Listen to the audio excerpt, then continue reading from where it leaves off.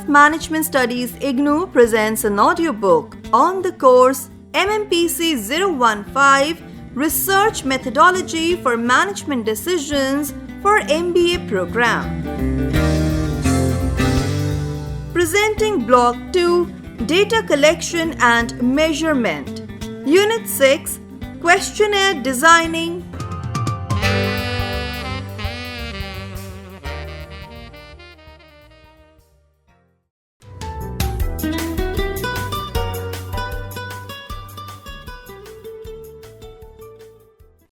Objectives. After reading this unit, you should be able to 1. Identify the contents of the questionnaire. 2. Frame the format of the questionnaire. And 3. Design a questionnaire.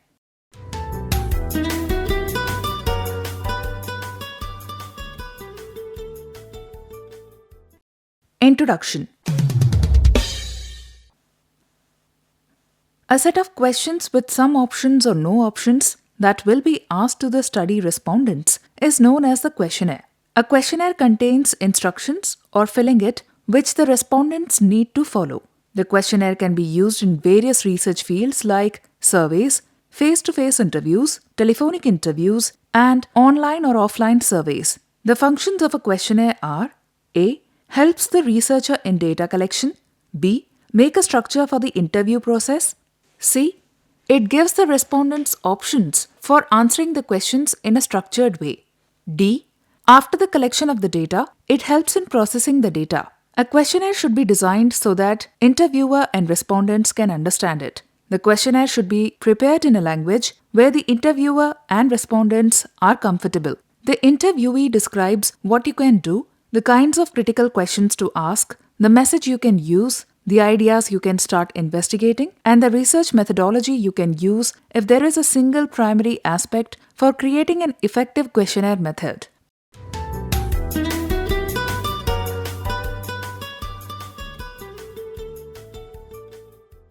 Introductory decisions. The decision needs to be related to the information requirements, the target populations, sampling, and techniques of the interview. The interviewer needs to know the objective of the survey before proceeding further. The questionnaire's questions need to be designed to fulfill the research objectives. A researcher should evaluate secondary evidence and information studies relevant to the present study. This makes things simpler to organize the latest research based on previous study results relevant to the subject at the site. The researcher can also perform interview sessions with prospective targeted customers to understand better the nature of the problem and the information that will aid supervisors in the issue. The research study must first ascertain the study's target population before proceeding with the actual survey. In market research, for example, a researcher must determine whether or not to include both users as well as to non-users of a service or product. Because the sampling frame will be drawn after potential respondents have been recognized, this is an essential step. Defining the target participants is necessary for creating a questionnaire suitable for all cross-sectional groups of a mixed culture. A lot depends on the conducting interview method used when developing a questionnaire. Multiple versions and questionnaires will be used in interviews conducted, focus groups, phone interviews, and mailed interview questions. A mail-in questionnaire cannot use a questionnaire constructed for in-person interviews. The interviewee should be informed about the specifics and the type of answers required throughout the discussions. In telephonic interviews, questionnaires should be brief and to the point. Because an interviewer does not influence these interviews, mailed survey questionnaires must provide precise directions about the type of details that are preferred.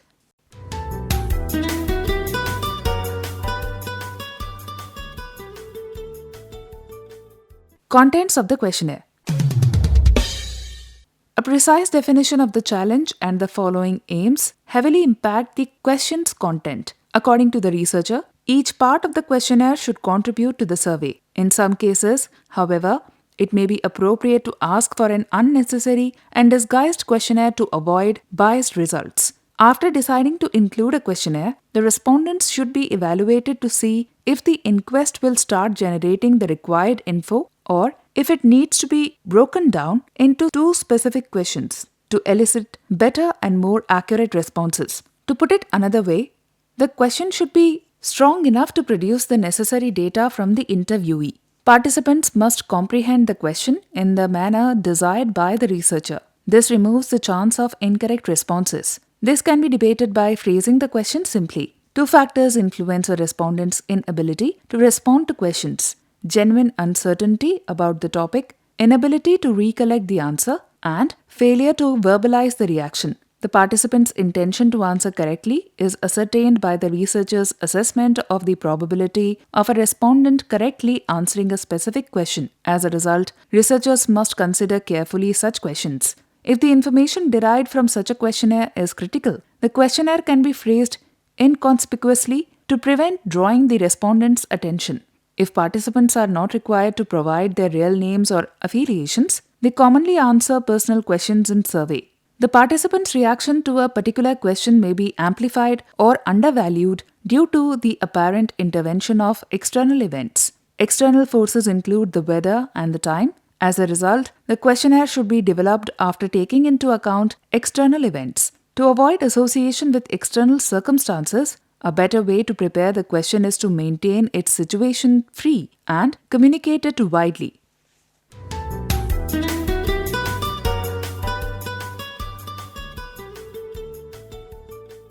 Format of the questionnaire. The questionnaire format depends on the nature of the research carried out. The format of the questions that can be included with the questionnaire are: A. Open-ended questions.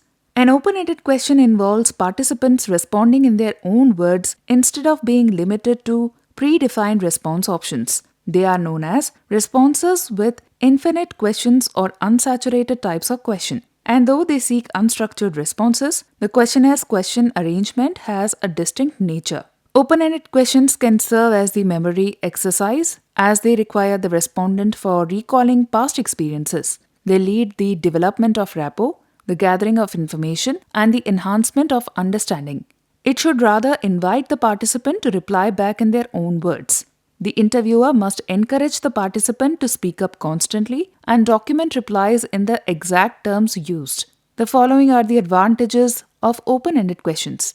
A. Open-ended questions could uncover unusual but the intelligent opinions that the participants would have overlooked or else. B. The respondent enjoys more freedom of expression. C. There is no bias as a result of the limited response ranges. D. Respondents are free to qualify their responses. The disadvantages of open-ended questions are: A. With open-ended questions, respondents don't have the option to select or click their choice from an online or in-app survey. B. Lower response rates. C. Difficult to compare. D. A lot of noise or irrelevant information. E. Hard to analyze. F. Free response questions. G. It gives the respondents the choice of answering the questions according to their mental setup. For example, Question 1. Share your experience of the performance of the Indian cricket players in the IPL 2022. Question 2. How do you evaluate the effectiveness of the new education policy? H. The respondents can answer freely according to their words. It is generally an essay-type question. Probing. It is an open-ended question where a choice of answer is given to the respondents. For example, Question 1. Which brand of sports shoe you will prefer? Nike or Reebok? Question 2. What is the reason behind preferring Nike or Reebok? 3. Which one is more comfortable? In this type of question, respondents start probing between the mentioned products and withdraw linking with the other product. B. Close-ended questions. Close-ended questions are those questions which provide options to the respondents for answering the questions. This type of questions provide less options to the respondents. The options are set by the researcher, and the research wants the respondents' answer in the mentioned options only. For example, age of the respondents, where the research will give a range of age from 18 to 25 years, followed by 26 to 35 years, and so on. If the researcher wants to know the respondent's intention towards any product, then Likert scale will be used like strongly agree to strongly disagree. The advantages of close-ended questions are: A. Easier and quicker to answer. B. Help in obtaining measurable and quantitative data. C. Better understanding through answer options. D. Customers are more likely to respond. E. help to get rid of irrelevant answers. F. Comparable answers. G. It can be customized easily. The disadvantages of close-ended questions are: A. Unable to provide detailed information. B. Cannot help to receive customer opinions. C. It is not possible to cover all possible answers. D. More choices can create more confusion. E. Can suggest solutions which the customer may not be thinking. F. Customers having no opinion will also answer. G. Not possible to find out if the question has been misinterpreted. C. Types of question. 1. Binary questions. Since there are only two possible answers, these are also known as dichotomous questions. The respondent must select one of the two possible answers. Binary questions help gather simple, factual data and should be used to collect it, like collecting classification information about the interviewee. The respondent may feel compelled to provide answers regardless of whether they reflect their true feelings. This has a negative impact on the survey's accuracy. 2. Ranking questions. This type of questions can be answered by ranking the options either in ascending or descending order. These types of questions are used to measure the respondents' attitudes and opinions. These type of questions can provide many alternatives to the respondents. 3. Multiple choice questions. This type of question contains more than one option and the respondents need to select whichever he or she feels is perfect. This type of question gives the respondents with limited options. The options like strongly agree to strongly disagree is provided. The respondents can't express their openness in answering these questions. Various questions are popular because of their simplicity and applicability.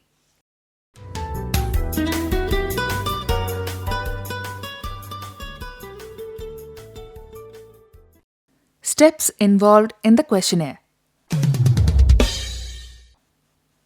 The steps involved in designing the questionnaire are: Step 1. Identify your research aims and the goal of your questionnaire. The researcher needs to define the research objective and then form the questionnaire. The questionnaire design needs to align with the scope of the study. The research needs to mention the objective and outcome of the study. Step 2. Define your target respondents. The research needs to identify the target populations for the research, which needs to be within the study scope. The selection of groups is a critical factor for maximizing the robustness of your research. Step 3. Develop questions. The contents of the questionnaire need to be appropriately structured so that the respondents can easily understand them. Researchers should remember to avoid any kind of jargon or unlawful languages. Step 4. Choose your questions type. The question types need to be chosen, like whether it will be an open-ended questionnaire or a close-ended question. Open-ended questions gather lots of information, while close-ended questions limit the response according to the researcher's choice. Step 5. Design question sequence and overall layout. The overall flow of the questionnaire needs to be done in a systematic way. There needs to be a proper format which will introduce the research objective and research outcomes. Step 6. Run a pilot study. The pilot study needs to be performed to understand the shortcomings of the questionnaire. Pilot study helps in testing the questionnaire and its item whether it is reliable to carry out the study. If the items found to be unreliable, then they are dropped from the study. Pilot study is generally done with small sample size.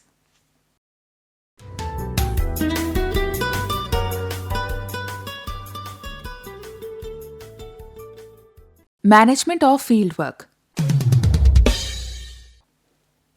Data collection in a marketing research study may require utilizing the services of many interviewers. As most marketing research studies involve extensive tours, the interviewer must have good health. Secondly, he/she should have a pleasing personality. Thirdly, given the nature of the Indian market, they must have command over local and some regional languages. Fourthly, an interviewer should be able to communicate freely with the respondents. Before the interviewers are sent out for data collection, the interviewers must be thoroughly briefed about the project and the manner in which data are to be collected. It is also necessary to continually supervise the progress of work made by their interviewers during the survey. It is sometimes necessary to visit the field without prior intimation to the interviewer in order to check that the interviewers are following the instructions properly. This sort of checking will enable the researcher to assess whether the interviewer has selected the respondents as per the sampling procedure, whether the interviewer has resorted to some malpractices, and also to see the difficulties faced in the data collection stage.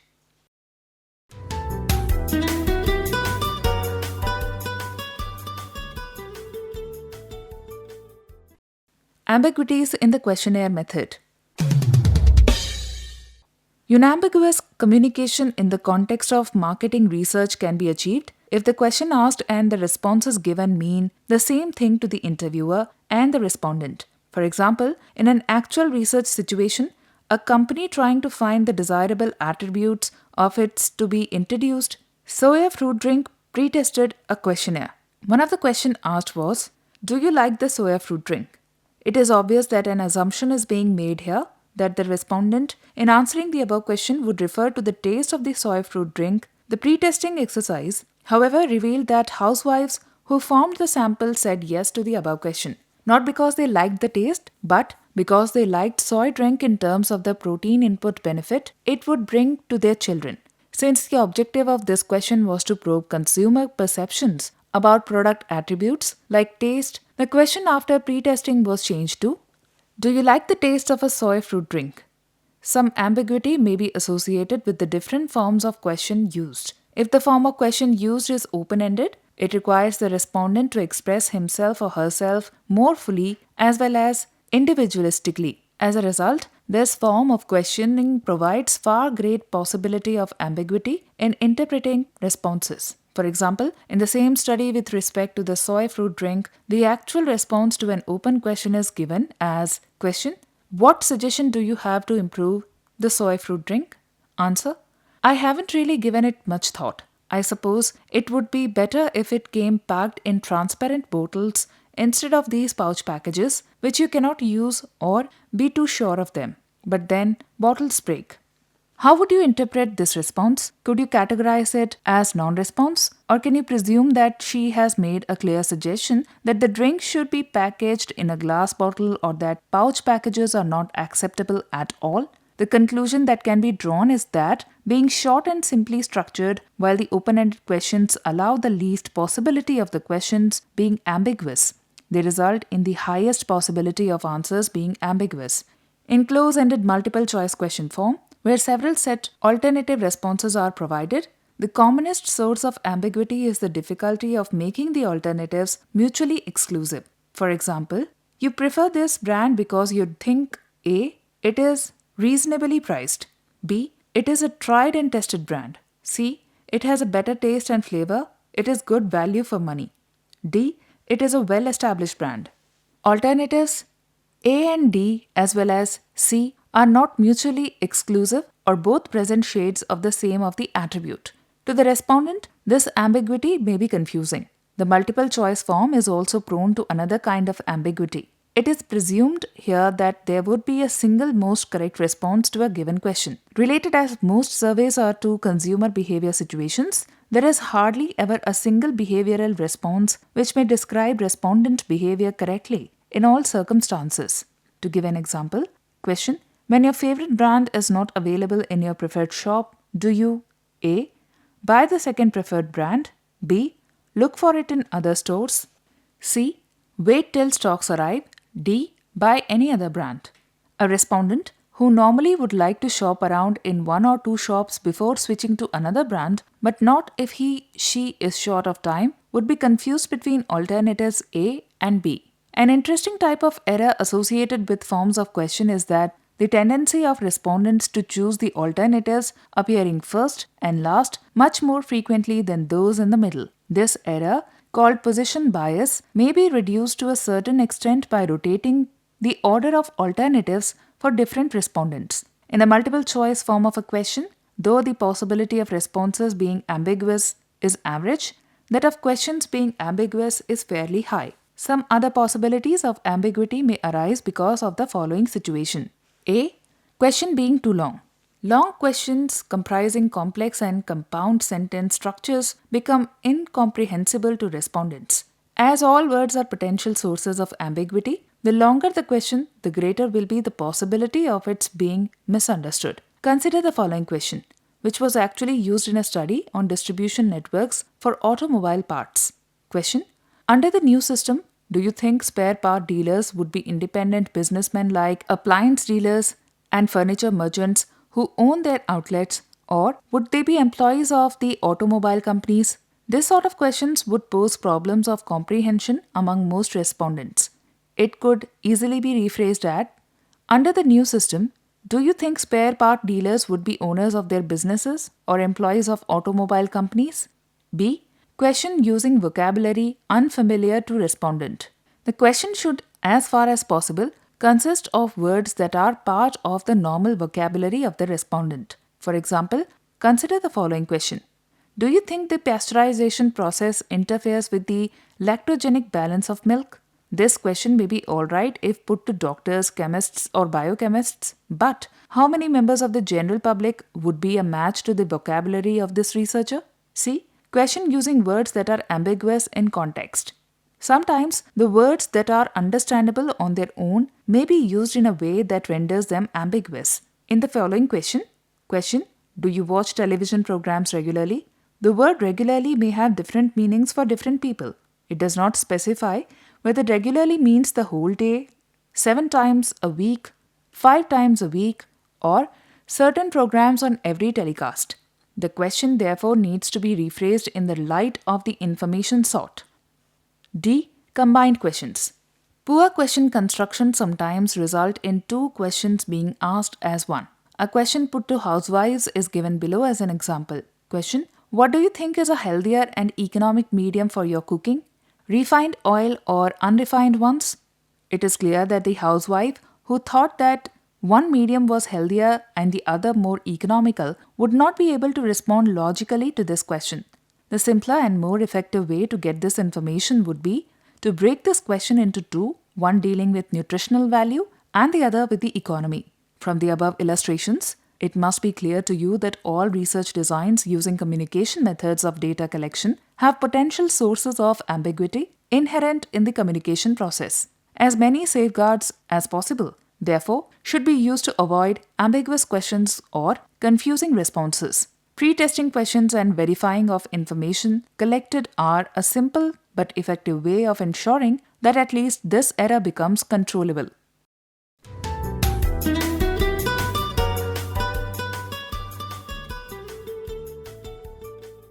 Summary.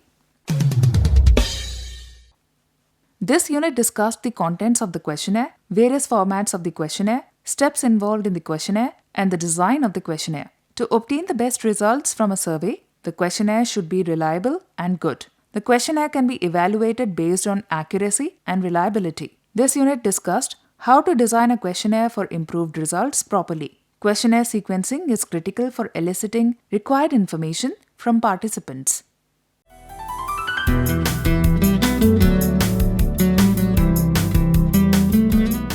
You were listening to the audiobook by the School of Management Studies IGNOU for MBA program. Course code Mmpc 015 Research Methodology for Management Decisions. Course Coordinator Dr. Venkataya Chittipaka, Associate Professor from School of Management Studies IGNOU. Voiceover by Renuka. Edited by Savita. Program assisted by Tarannum Jahan and Jagbandhu Jana. Program produced by Dr. Manoj Kumar Singh. This program was brought to you by Electronic Media Production Center of Indira Gandhi National Open University.